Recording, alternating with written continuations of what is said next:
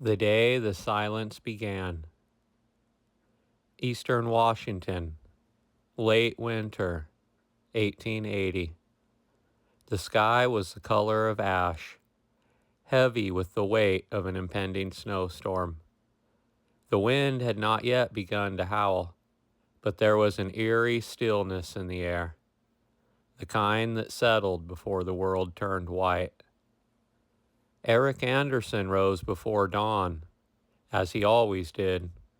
The fire had burned low in the hearth, its embers pulsing like a dying heart beneath the bed of gray ash. He pulled his heavy wool coat over his shoulders, laced his boots, and stepped outside.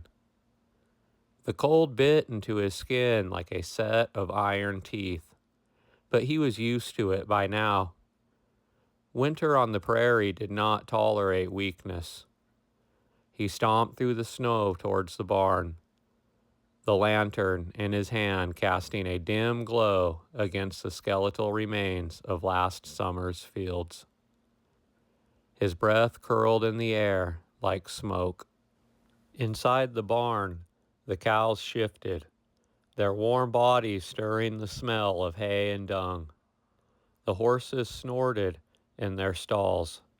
Eric worked in silence, shoveling feed, breaking the thin layer of ice that had formed over the winter trough. The routine steadied him, as it always had. But as he stepped back outside, something unsettled him. The house stood dark against the gray morning. No candlelight flickered in the windows. No thin trail of smoke curled from the chimney. That was not like Ingrid. She always woke before the children, stirring the fire, warming water, preparing breakfast. The house should not have been this quiet. His pace quickened as he trudged through the snow, a strange tightness creeping into his chest. He pushed the door open and stepped inside. Ingrid? His voice echoed in the stillness. No answer. The hearth was cold by now. The air inside the house was sharp and bitter, the kind that seeped into your bones. A cry sounded from the loft. Eric's heart slammed against his ribs. He rushed to the ladder and climbed up. Elise, only 9 years old then, was curled up beneath a wool blanket, her blue eyes wide with something close to fear. Next to her, Henrik and Johann were still wrapped in their quilts, their little faces peeking out. "Papa?" Elise whispered, her voice trembling. "Mama never came to bed." The tightness in his chest turned to ice. He descended the ladder quickly, his boots striking the wooden floor with heavy thuds. He checked the kitchen.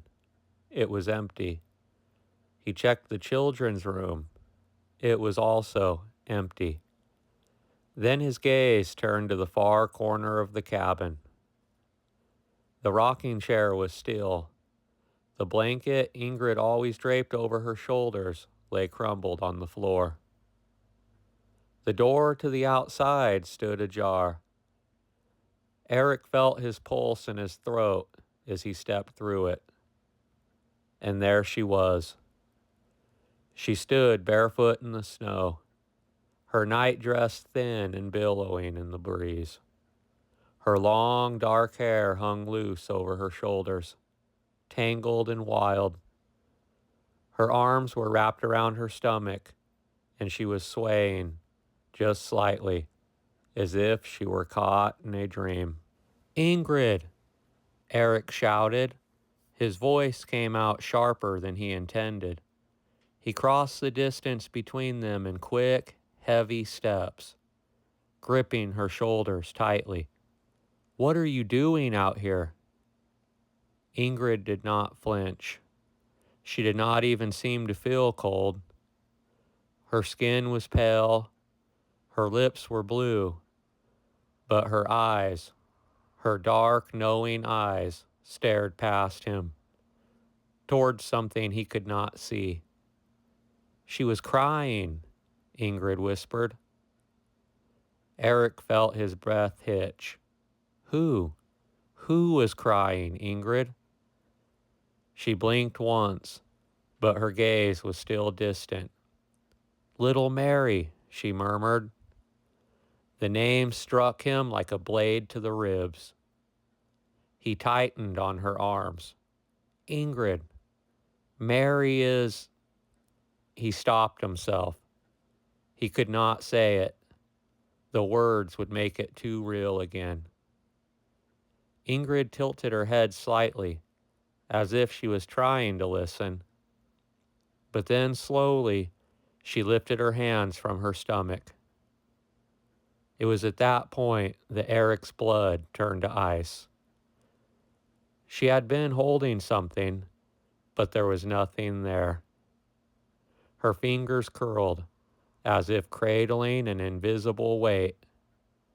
She swayed again, her lips moving softly, almost like she was singing a lullaby.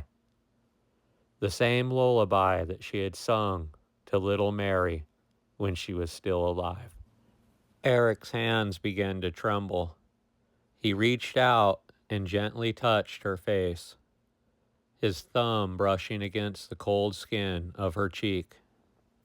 Ingrid, he said, in a much softer tone, come inside. But she did not move. Her gaze flickered to him then, as if seeing him for the first time. Her brows pulled together, her lips parting slightly, as though she were trying to remember something. Then, just as suddenly as it had come, the moment passed. Her shoulders sagged, the tension left her body. She swayed forward, pressing against his chest. Her breathing was shallow. Eric caught her, wrapping his arms around her and shielding her from the cold. He did not ask her again what she had seen. He did not tell her she had been dreaming, because he knew, deep down, that none of this was a dream.